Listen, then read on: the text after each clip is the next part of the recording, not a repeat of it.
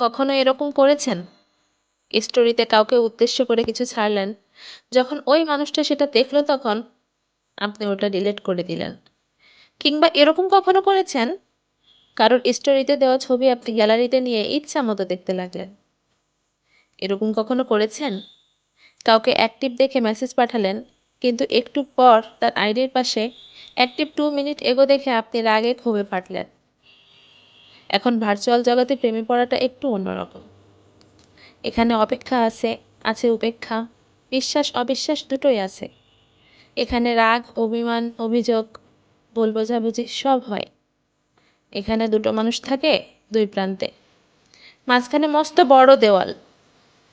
এপাশের মানুষটার আহাজারি যদি ওই পাশের মানুষটা দেখতে পারত, তাহলে এপাশের মানুষটাকে ভালো না বেসে কখনো থাকতেই পারত না।